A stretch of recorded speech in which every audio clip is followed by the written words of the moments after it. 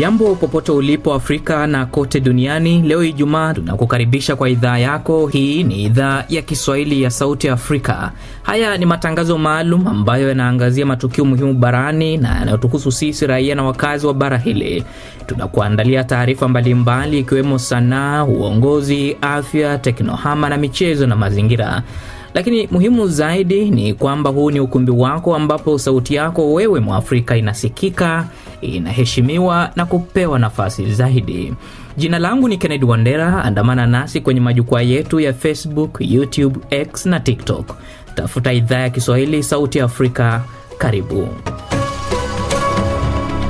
Leo tunaangazia mapigano mapya ya mashariki ya Jamhuri ya Kidemokrasia ya Kongo na utekaji wa mji wa Uvira, Kivu Kaskazini, licha ya mkataba wa amani kati ya Marais Felix Tshisekedi wa DRC na mwenzake wa Rwanda Rais Paul Kagame jijini Washington, Marekani, mbele ya usuluhishi wa rais wa nchi hiyo Donald Trump.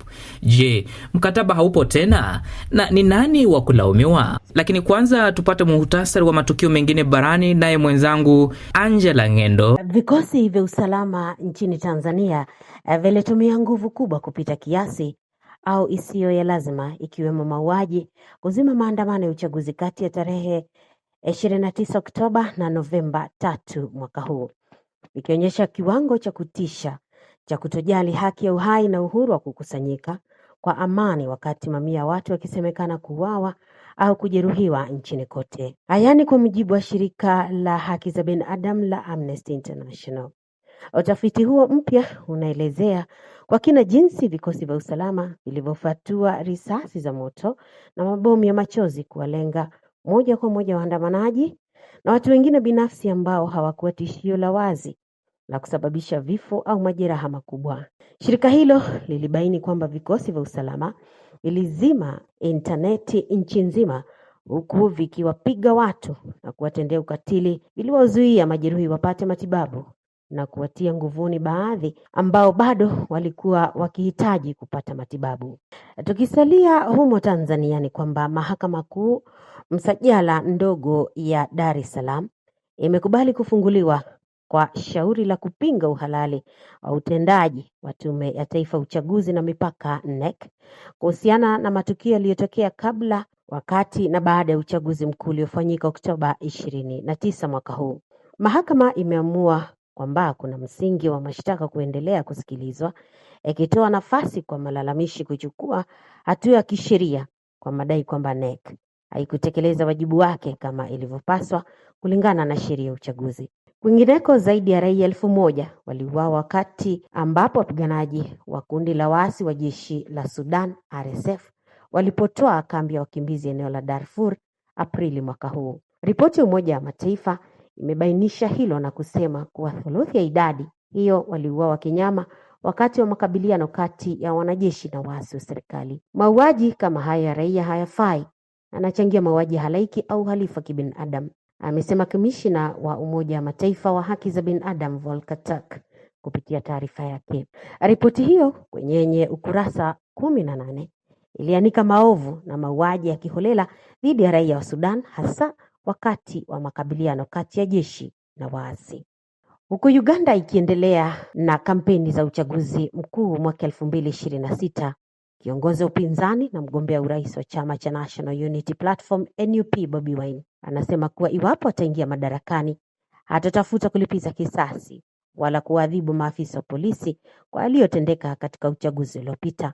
Kiongozi huyo ameongeza kusema kuwa maafisa wengi wa usalama walijihusisha na vitendo vya ukandamizaji si kwa hiari yao, bali kufuata amri kutoka kwa wakuu wao. Badala ya adhabu, Bobi Wine ameahidi mageuzi yatakayolenga kuboresha maslahi ya askari na polisi, yakiwemo mishahara bora, mazingira mazuri ya kazi na heshima kwa taaluma hiyo. Kwenye hotuba yake, Bobi Wine pia aliukosoa utawala wa muda wa Rais Yoweri Museveni, akidai kuwa licha ya kuwa kwenye madarakani kwa karibu miongo minne, wananchi wengi wa Uganda bado wanakabiliwa na changamoto za kimsingi, hususan ukosefu wa ajira, huduma duni za afya, elimu na miundombinu. Na hatimaye upimaji wa virusi vya ukimwi ni maarufu sana miongoni mwa watu wazima nchini Rwanda, huku wanawake wakiendelea kupima zaidi kuliko waume. Ni kulingana na matokeo utafiti wa 7 wa demografia na afya. Takwimu ya Taasisi ya Taifa ya Takwimu ya Rwanda NISR zinaonyesha kuwa 77% ya wanawake wenye umri kati ya miaka 15 hadi 49 wamewahi kupima virusi vya ukimwi na kupokea majibu yao ikilinganishwa na 71% ya wanaume. Kwa mujibu utafiti huo, ziara za mara kwa mara za wanawake katika vituo vya afya, hasa huduma za wajawazito na afya uzazi, ndizo zinazoeleza mwelekeo huu uliobainika pia katika utafiti wa awali. Haya basi, kwa wasikilizaji wetu waliopo mashariki ya Jamhuri ya Kidemokrasia ya Kongo, matangazo yetu ya kila siku yanapatikana kupitia radio, televisheni Rwanzururu, RTR Beni, kwenye FM 93.5 ikihudumia maeneo ya Beni, Ituri, Lubero na viunga vyake, pamoja na kuwafikia wasikilizaji wa Bundibugyo, Kasisi na Masaka nchini Uganda.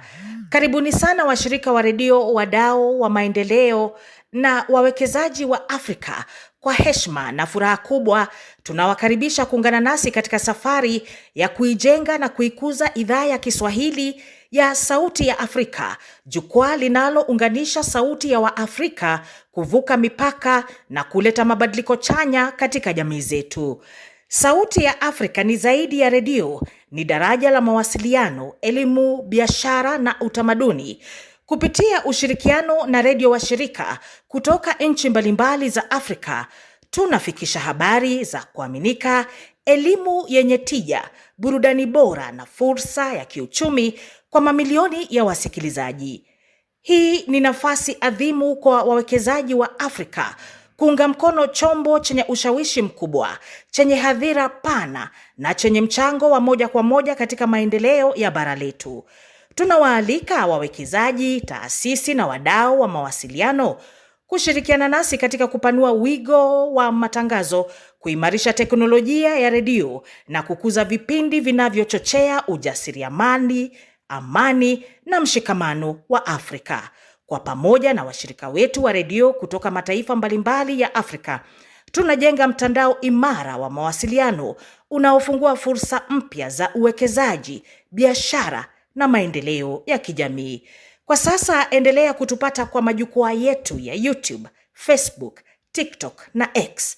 Tafuta tu idhaa ya Kiswahili Sauti ya Afrika. Msikilizaji wa idhaa ya Kiswahili Sauti ya Afrika, karibu katika jukwaa la waandishi Jumaa hii. Mbele ya meza majadiliano na ungana na waandishi wetu Mbelechi Msoshi akiwa Kinshasa, Jamhuri ya Kidemokrasia ya Kongo. Asante sana Mbelechi kujiunga nasi. Asante sana Kennedy Wandera. Vile tunajiunga na ndugu yetu Silvanus Karemera akiwa Kigali nchini Rwanda. Asante sana Silvanus. Asante sana Kennedy Wandera. Vile tunajiunga na ndugu yetu Ramadhan Kibuga akiwa Bujumbura nchini Burundi. Asante sana Kibuga kujiunga nasi. Asante sana Ken Wandera. Asante sana kaka, asante sana. Uvira ni kitovu muhimu katika ncha ya kaskazini ya ziwa Tanganyika na iko moja kwa moja na mkabala wa jiji kubwa la Burundi, Bujumbura. Mashambulizi mapya M23 yanakuja licha makubaliano ya amani yaliyosimamiwa na Marekani na kutiwa saini na marais Felix Tshisekedi wa Kongo na Rais Paul Kagame wa Rwanda mjini Washington, Marekani, chini ya usuluhishi wa Rais Donald Trump. Ingawa mkataba huo haukujumuisha kundi la waasi la M23 ambalo linajadiliana kivyake na Kongo huko Doha, Qatar, ulitarajiwa kutekelezwa na pande husika na kusitisha mapigano yanayoendelea. Kila upande unamlaumu mwenzake kuvunja makubaliano hayo. Marekani imetaka M23 na wanajeshi wa Rwanda kusitisha mashambulizi yote na wanajeshi wa Rwanda kurudi Rwanda. Rwanda hata hivyo imelaumu jeshi la Kongo kwa kukiuka makubaliano ya kusitisha mapigano. Mashirika ya Umoja wa Mataifa yameripoti zaidi ya watu 200,000 kuyahama makazi yao tangu Desemba 2, huku zaidi ya watu 70 wakiripotiwa kuuawa. Mapema mwaka huu M23 iliteka Goma na Bukavu, miji muhimu mashariki mwa Kongo, ikiongeza ukubwa wa mzozo wa miaka mingi. Burundi imefunga mpaka wake na DRC baada ya kuendelea kwa mashambulizi ya M23 kuelekea Uvira. Hatua ya marais wawili kuweka saini binafsi ilikuwa imepewa uzito mkubwa sana kama ishara ya wazi ya nia ya kisiasa Kinshasa kurejesha amani eneo hilo.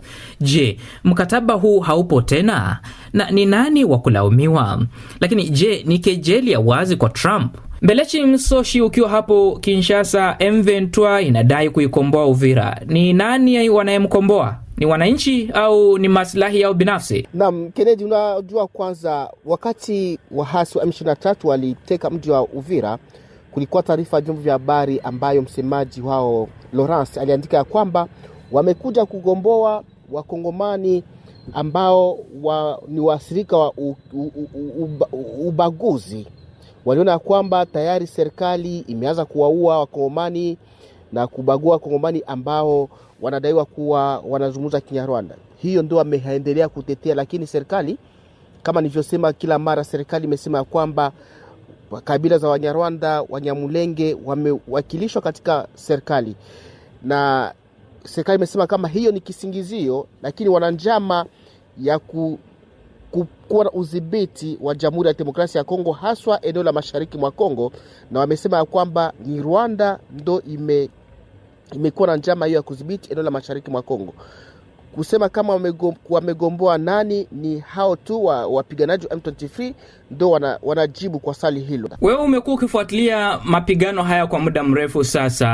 Hali hii katika tafsiri yako, unahisi tatizo liko wapi? Naweza kusema ya kwamba, kumbuka kwanza, jeshi kwanza la taifa kuna mara wanafika hawana mshahara, haufike mapema. Na kuambia kwamba taarifa nilizokuwa nazo ni kwamba kuna baadhi ya wanajeshi ambao wanapoteza matumaini kwa sababu kama kawaida mishahara imewafikia nyuma, na hakuna pia uratibu kati ya jeshi na wazalendo.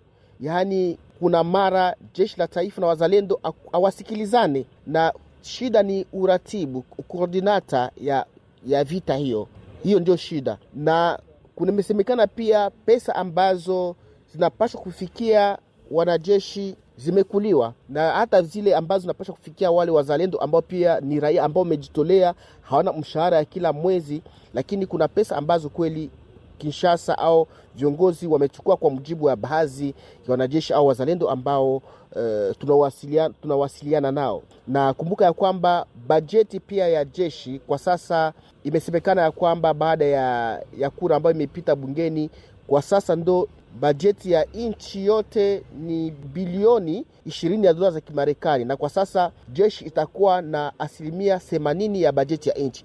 Naanza kuna mchakato sasa wa kuboresha hali ya wanajeshi. Na kitu kingine ni kwamba wanajeshi waenda vitani, na ikiwa mwanajeshi amefariki katika uwanja wa vita, familia yake imejikuta iko nje katika kambi ya wanajeshi, wamewafukuza.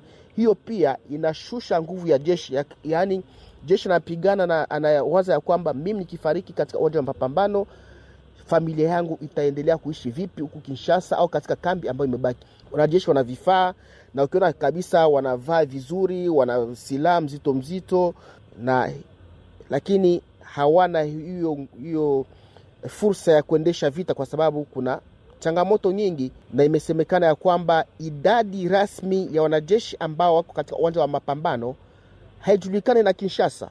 Utasikia kwamba badala kuwa wanajeshi 700 unasikia kama kuna wanajeshi 80 ambao wako katika uwanja wa mapambano, lakini orodha huku Kinshasa wanasema kwamba lazima kulipa wanajeshi 700.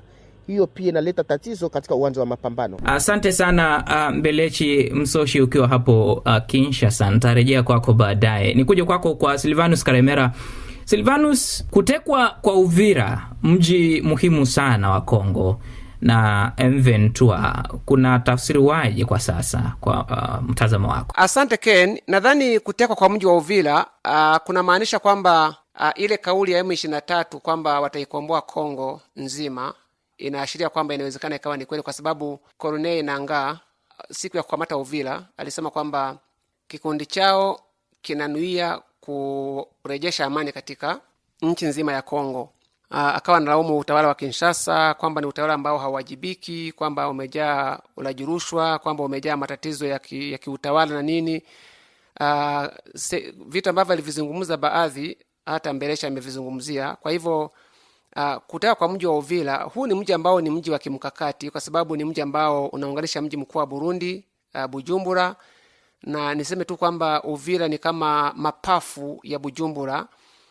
Lakini pia Uvira ni mji ambao ukiangalia kimaslahi ni mji ambao ni kiungo muhimu katika jimbo la Tanganyika pamoja na jimbo la Kivu Kusini kwa namna moja ama nyingine. Kwa hivyo kutoka kwa mji huu kuna hapa nafasi waasi kuelekea katika maeneo kama jimbo la Tanganyika na kuendelea.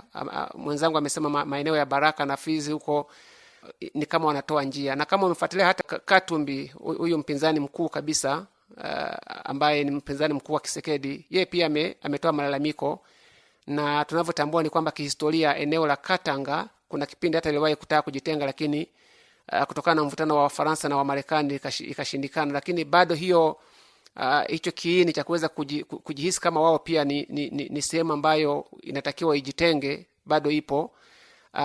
Kwa hivyo nadhani umeuliza ina maana gani? Ina maana kwamba inawezekana zile ndoto za waasi kuweza kuichukua Kinshasa, sijui itachukua muda gani. Inawezekana ikachukua miaka 5, miaka 10, sijui chini ya miaka 10.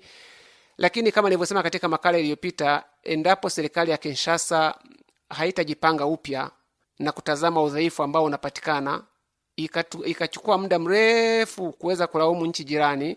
Na nimesema wakati ule na sasa hivi narudia, wanapotumia sentensi ya kusema kwamba M23 inasaidiwa na Rwanda, inabidi uchole mstari kwenye neno kusaidia. Sijui kama mtu anayesaidia ndiye anakuwa na matatizo. Inawezekana kweli kama nilivyosema, wasi wakapata msaada kutoka Rwanda, wakapata msaada kutoka Uganda, wakapata msaada kutoka Ulaya, popote pale, lakini sidhani kama kusaidiwa ndiyo kunaifanya serikali ishinde kuwajibika na ishinde kujenga jeshi lenye nguvu na kuweza kupambana na makundi yenye silaha. Kwa sababu leo tunazungumzia M23, lakini takwimu zinaonyesha kwamba mashariki mwa Kongo kuna makundi yenye silaha zaidi ya 100, wengine wanasema 200, wengine wanasema 150, wengine wanasema sijui mangapi. Na pia Kennedy, tusahau kwamba hawa wanaojulikana ni wazalendo hii leo, miaka iliyopita walikuwa kwenye makundi mbalimbali mpaka katika jitihada za Rais Tshisekedi kuweza kupambana na waasi akachukua yale makundi yote, hata sikumbuki majina yao, makundi ya wazalendo hao ndio akawaita sasa ni wazalendo wapigania taifa. Lakini kama alivyosema mwenzangu, ni kundi ambalo lilikusanya vijana wenye silaha ambao walikuwa wanapambana na serikali katika vikundi mbalimbali ambavyo vilikuwa vinawajibishwa na baadhi ya maafisa wa jeshi katika jeshi la FARDC, wakajiita ni wazalendo. Lakini bahati mbaya hakujawepo na ile coordination, yani ule muungano ama ule tuseme viongozi ambao wanaratibu shughuli za mapigano. Yani hakuna kiungo kati ya wazalendo pamoja na jeshi la serikali.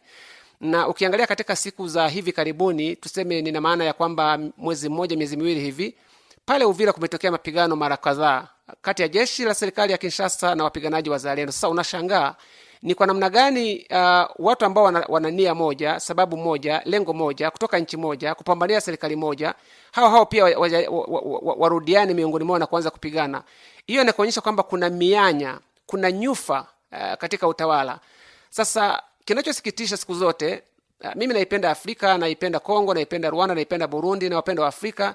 Kinachosikitisha ni kwamba viongozi kule Kinshasa hawaoni hizo nyufa, wanatumia muda mrefu kuweza kulaumu nchi jirani.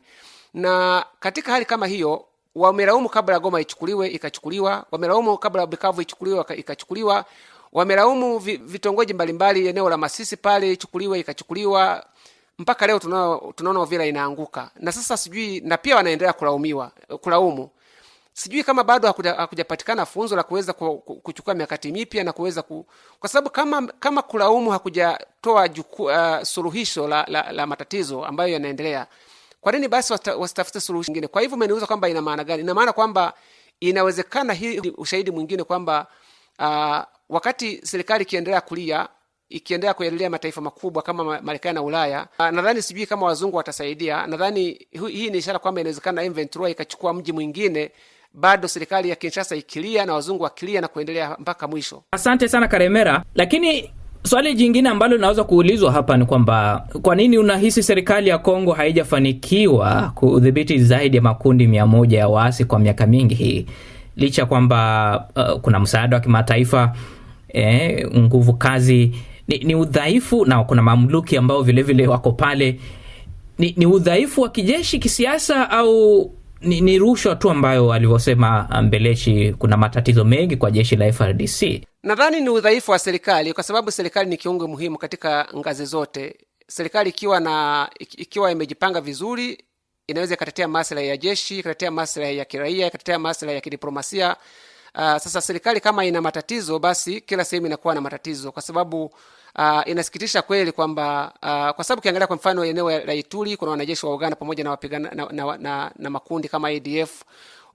Yani kuanzia kule Ituri mpaka kuteremka mpaka kule Uvira kuna makundi mbalimbali tu. Sasa katika nchi ambayo iko ni nchi huru, serikali itakiwa iwe makini na kuweza kutafuta suluhu na kujenga mkakati ambao sasa ni wa muda mrefu wa kuweza kutatua tatizo hilo. Nije kwako Ramadhan Kivuga. Ramadhan, nimekuwa nikisikiliza hotuba ya rais wa Rwanda Paul Kagame. Anasema kwamba Burundi ina zaidi ya wanajeshi wake 20,000 katika maeneo mengi katika himaya ya Kongo. Anataja Uvira, Minembwe, Kalemi, Kindu na maeneo mengine, na vile vile pia walifika maeneo ya Walikale na Kisangani.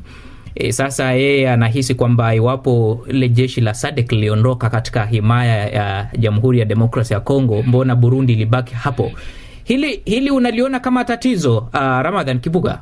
Ni kweli kwamba Burundi imepeleka wanajeshi zaidi ya 10,000, 15,000, wengine wanasema 20,000. Lakini kama walivyotangulia kusema wenzangu ni kwamba shida kubwa ni dola ya Kongo. Kongo hamna dola, manake hata kama Burundi ingepeleka wanajeshi 100,000, nadhani kama hamna dola ya Kongo itakuwa ni vigumu kuweza kufanikisha. Ni kabla ya hapo kulikuwepo na majeshi ya SADC yalishindwa, kulikuwa na majeshi ya Umoja wa Afrika ya eneo la Afrika Mashariki wameshindwa. Kulikuwa na watu ambao walikuwa na karibu sana na Tshisekedi, mfano Congo Brazzaville, South Africa, kulikuwa na Angola, lakini wote hawa wameshindwa. Utashi au pengine uwezo wa dola ya Kongo ndio kuna shida kubwa sana. Ni kweli Burundi imepeleka majeshi, lakini tumeona kama sehemu nyingi wanasema hata kuanguka kwa Uvira hakuna mapambano ambayo yamefanyika. Kweli Uvira imeanguka mikononi mwa M23, lakini nani kapigana? Kwa hiyo Kongo kuna siri nyingi, kuna mambo mengi ambayo hapa katikati mtu hauwezi ukajua, lakini kuna udhaifu dhahiri wa dola ya Kongo ambao unaona kwamba kwa kweli kama dola kumekuwa ni shida. Ni kweli kuna nafasi au pengine kuna jukumu la Rwanda, lakini kama walivyosema wenzangu, huwezi ukasema tu ni Rwanda tu peke yake. Kuna udhaifu wa dola ya Kongo na hii imekuwa ni shida kubwa sana. Na pengine Burundi imeingia katika mtego ambao ni mgumu, kwenda kusapoti mtu ambaye ana madhaifu yake, na hapa ndio imekuwa shida kwa kweli kubwa sana. Asante sana Kibuga. Sasa ni kwa nini unahisi M23 imeweza kuteka Goma, Bukavu na sasa Uvira, miji mikubwa bila kukutana upinzani mkubwa wa jeshi la FARDC? Je, unahisi kuna ushirikiano wa kisiri unaoonekana hapa, ama unahisi kwamba hawa wanajeshi wameishiwa nguvu kabisa hawa sasa?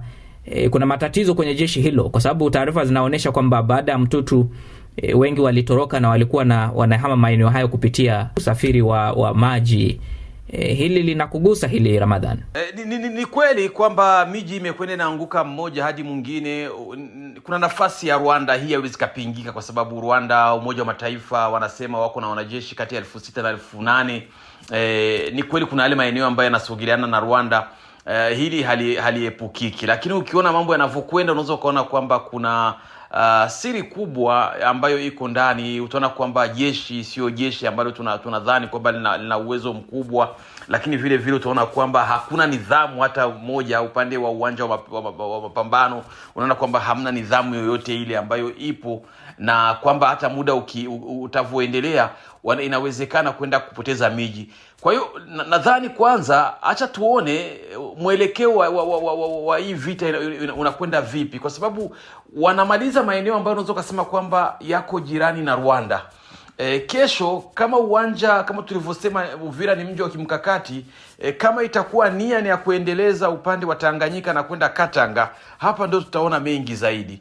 kwamba ni Rwanda peke yake au kuna mchezo mkubwa. Kumbuka kwamba kuna mambo mengi ambayo yameingiliana kule, kuna mgawanyiko mkubwa kuanzia pale Kinshasa, serikali kumekuwa na hali ya sintofahamu, lakini vile vile kumbuka kuna nafasi ya rais wa zamani Joseph Kabila ambaye amepewa adhabu ya kifo, mali zake zimehodhiwa, na huu ni mtu wa umuhimu mkubwa sana. Na tunavyoelekea ni kwamba Uvira ni kwamba kuna nafasi kubwa ambayo inakwenda kufunguka kuelekea Tanganyika na kuelekea pengine katika maeneo ya Katanga ambapo ndio kwenye asili ya Kabila. Yote tutayaona vipi hali itavyokuwa katika maeneo ambayo karibu na ziwa Tanganyika, ambao wameyasema maeneo ya Fizi, maeneo ya Baraka, hapa alikozaliwa Kabila, lakini kuelekea mkoa wa Tanganyika pamoja na kuelekea kule maeneo ya Katanga. Yote yanatuonesha siri kubwa, kumbe wa kulaumia sio Rwanda peke yake, pengine kuna mengi makubwa zaidi. Asante sana Kibuga, asante sana. Ikiwa unajiunga nasi wakati huu, hii ni idhaa ya Kiswahili ya Sauti ya Afrika. Huu ni ukumbi mpya kabisa wa kubadilishana maswala na taarifa muhimu kuhusu bara hili. Jiunge na uchangie kwenye jukwaa hili kwa kutuma maoni yako kwa kurasa zetu ambazo zinapeperusha majadiliano haya mbashara: Facebook, YouTube, pia tutafute TikTok na X. Kuwa huru kabisa kuchangia. Mimi ni Kennedy Wandera. Nirejee kwako Mbelechi Msoshi ukiwa hapo Kinshasa. Hali ya kibinadamu ikoje kwa sasa Uvira? Kwa sasa watu wana mahitaji mengi sana na wanahitaji misaada, na kumbuka ya kwamba kwa sasa misaada ili misaada ifikie watu, kumbuka kwamba ni siku chache tu baada ya waasi wa M23 kuteka mji wa Uvira. Lakini kwa sasa serikali imelalamika ya kwamba kuna mahitaji ya haki za kibinadamu, na katika taarifa ya serikali imelalamika ya kwamba katika kipindi serikali ya mkoa iliandika kibarua ya kwamba katika kipindi tu cha hizi siku chache za mapigano, yaani kuanza tarehe 4 ya mwezi huu wa Disemba, wamesema ya kwamba ni karibu watu 400 ndio walifariki, na kuna hitaji sana ya misaada ya haki za kibinadamu. Na watu kwa sasa, kumbuka ya kwamba biashara, vyakula vilikuwa vikitoka Fizi vinaingia Uvira, lakini kwa sasa hakuna uhusiano wote kati ya mji wa Baraka na Uvira, na watu wanahitaji vyakula. Kwako Karemera, umemsikiliza hapo Mbelechi Msoshi. Je, makubaliano ya amani yanayofanywa bila kuhusisha M23 yana umuhimu gani vitani? Huu ni mkataba wa karatasi tu ama unahisi vipi? Hapana, mkataba wa Washington sio karatasi. Huu ni mkataba ambao umeandaliwa na wataalamu kutoka nchi mbili pamoja na mataifa wasaidizi ambao wanasaidia mchakato huu. Nguvu ya Marekani, nguvu ya nchi za magharibi, nguvu ya jamii za kimataifa, nguvu ya wadau mbalimbali wanaiweka katika mkataba huu wa Rwanda na DRC. Lakini kutokana na DRC kuendelea kukataa kuzungumza na waasi, ule mkataba wa Doha ambao kimsingi ni kati ya serikali ya Kinshasa pamoja na waasi wenyewe wa M23 ambao ni wananchi wa Kongo, ni kama umepuuzwa. Na kwa sababu hiyo waasi wa M23 hawakuwepo Washington, na kwa namna moja ama nyingine hawahusiki kabisa na mkataba wa Washington. Nirejee kwako Kibuga tukimalizia, ni kejeli ya wazi kwa Trump ama unahisi kuna utekelezaji hafifu wa mkataba huu kati ya Tshisekedi na Kagame? Ni kejeli na aibu kubwa kuona kwamba watu wanakwenda mbele ya Trump wanasaini makubaliano kisha saa 24 baadaye yanakuja kuvunjwa makubaliano yale wazi wazi. Lakini mimi nadhani kwamba Trump anajua kile alichokifanya, anajua kwamba yeye alikwenda, kama tulivyozungumza wiki iliyomalizika, Trump lengo lake kubwa ni mfanyabiashara, amekwenda kufanya biashara, amekwenda kutafuta madini ya Kongo. Kwa hiyo akakutana udhaifu wa rais wa Kongo, lakini vile vile na udhaifu wa viongozi wa Kiafrika. Yeye biashara yake pale imepita, lakini itakuwa ni masikitiko makubwa. Asante sana Ramadhan Kibuga, na hadi hapo tunafikia tamati mwa kipindi hiki cha Jukwaa la Waandishi. Niliwaalika mbele ya meza ya majadiliano waandishi wetu Mbelechi Msoshi akiwa Kinshasa, tuna mhariri wa vipindi vyetu Silvanus Karemera akiwa pale Kigali, na vile vile pia tumekuwa na mwenzetu Ramadhan Kibuga akiwa Bujumbura nchini Burundi. Kwa niaba ya kikosi kizima cha idhaa ya Kiswahili ya Sauti ya Afrika kilichofanikisha kipindi cha leo, tunatoa shukrani za dhati kwa kujiunga nasi na kuendelea kuchangia matangazo yetu ya kila siku. Hii ndio sauti halisi ya Mwafrika, jukwaa linalowaweka Waafrika katikati, mbele na nyuma. Tupo kwenye Facebook, YouTube, TikTok na X. Tafuta tu idhaa ya Kiswahili Sauti ya Afrika. Tufuate na wafikishie wenzako ujumbe kuwa hii ni sauti yako. Jina langu ni Kennedy Wandera. Kwa heri kwa sasa na kuwa na wikendi njema.